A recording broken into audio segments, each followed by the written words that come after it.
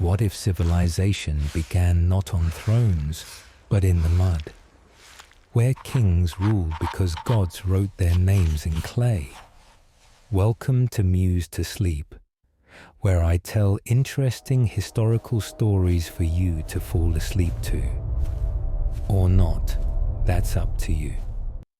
But if you don't mind supporting my passion and keep driving more stories, please hit that like button and show your support.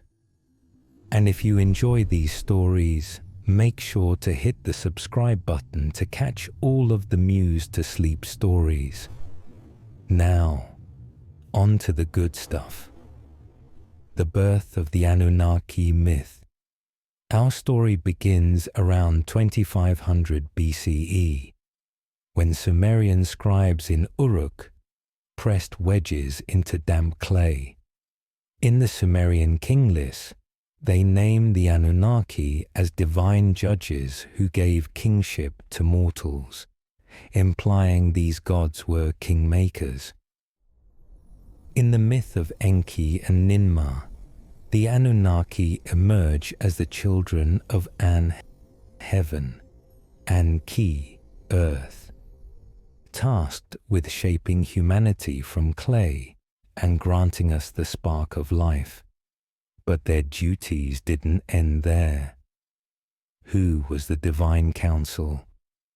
Unlike later monolithic deities, the Anunnaki formed a divine bureaucracy, each god with a specialist role. There was Anu, the Sky Father, supreme but often distant. Enlil, Lord of Wind and Earth, bearer of the Tablets of Destiny. Enki, benevolent god of water and wisdom, credited with saving Atrahasis' line by advising him to build an ark. Inanna Ishtar, fierce goddess of love and war. Her descent into the underworld parallels humanity's greatest fears. Behind their tasks lay the Igigi, younger gods who performed grunt labor for the Anunnaki. We will talk about them later. Why did divine kings journey to our world? Not to teach morals, but to mine gold.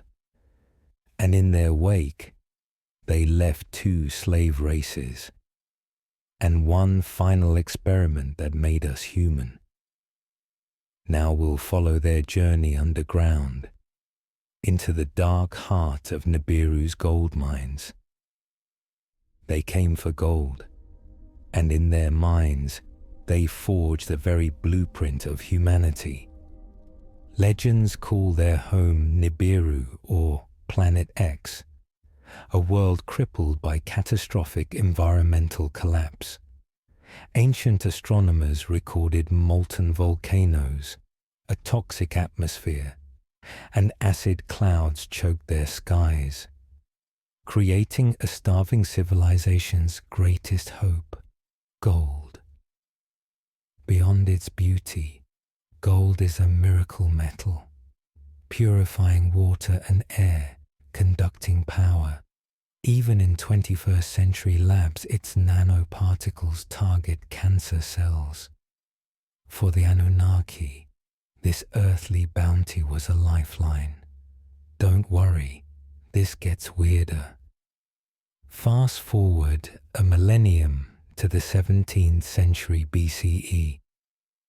The Atrahasis epic is the oldest surviving Mesopotamian flood narrative, and one of the richest sources for early Babylonian views on the creation of humanity, divine politics, and catastrophic judgment.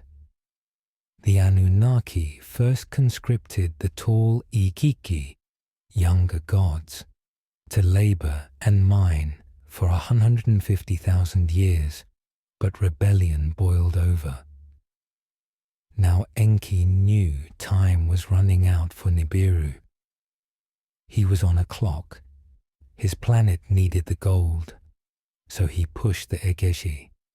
He really didn't want to, but he ended up pushing them harder. This included torture at times. After 40 years of toil, the Igigi revolt, led by Atrahasis himself. With pickaxes turned to pikes, they nearly toppled the pantheon, striking at Enlil's palace and refusing to further work. Forced back into chains, the gods realized they couldn't trust giants underground. The solution: to replace the rebellious Igigi, the high god Enki and Enlil craft the first genetic engineering, a single amino acid light switch spliced into Homo erectus DNA to supercharge brain growth. Early experiments birthed two-headed brutes and cyclopean monstrosities. Plan A was a disaster.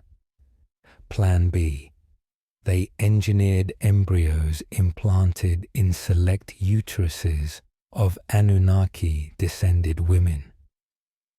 9 lunar months later, Adamu, the Earthman, stood 6 feet tall, with enough cunning to build ziggurats, but not enough rebellion spark to revolt. Humanity multiplies unchecked, their noise and overpopulation again vexing the gods. Enlil unleashes sequential plagues, infant mortality, drought, famine, to curb growth.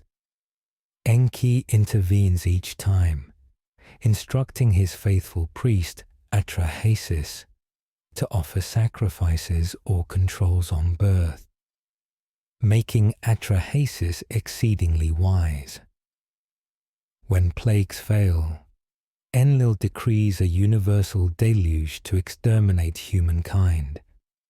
Up next, the gods would judge their new workers with the flood that echoes in every culture.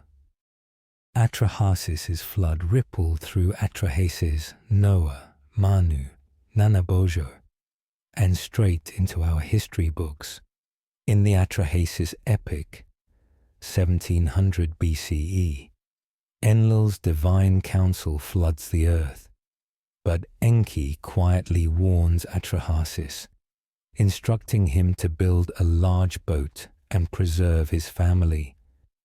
Fast forward to Genesis's Noah, same beats. Divine decree, single survivor, seeds of life preserved. Flood myths stretch from Sumer to Scandinavia, yet no culture sat at another's feet. What if they all remembered the same cosmic deluge? Tonight, we'll trace the waters of legend from Mesopotamia to the Dead Sea Scrolls. Over 250 independent deluge of myths, from Manu guided by a fish, to Nanabozho in a birch bark canoe, to Viracocha drowning giants. Share 3 acts: rising seas, hero builder, living cargo. No surprise they survived under different roofs. They wrote the same script. Every ancient faith, from Sumer's Atrahasis to India's Manu, Greece's Deucalion, and the Bible's Noah, claims a cataclysmic flood that spared only a chosen few. Scholars argue these are independent traditions, not borrowings, yet their striking similarities suggest a shared memory of a global deluge. Could this be myth or distant history? In 1772, explorer James Bruce traced the Nile's true headwaters to Ethiopia's Tigray highlands. There, monks at Axum guarded an 88-book Bible, far larger than our 66-book King James Version. Among its hidden volumes was the Book of Enoch, detailing starships and cosmic courts. absent from most Bibles.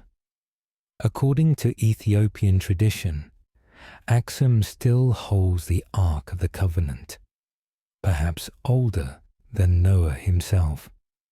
Fast forward to 1947. A Bedouin shepherd near Qumran stumbled on the Dead Sea Scrolls, nearly 1,000 manuscripts in ancient Hebrew and Aramaic. Among them were 11 copies of Enoch, fully intact.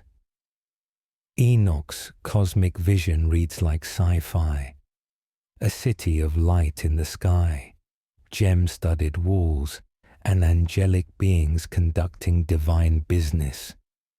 Echoes of chariot starships we glimpse in modern sci-fi television shows. Sci-fi keeps circling back to Enoch-style revelations, technology mistaken for divinity. These cultural ripples confirm ancient myths still shape our imaginations. Next, we'll step through Enoch's 12 crystal gates, decoding what he saw beyond our skies. Tonight, we've dug our trowels into the mud of history, uncovering the Anunnaki's clay tablet edicts, their golden obsessions beneath our feet, and the epic flood that washed across every ancient shore. From the Sumerian king list to the Ethiopian Ark and Enoch's cosmic scrolls, we've seen how sky kings shaped our earliest myths and our very DNA. But this journey is far from over.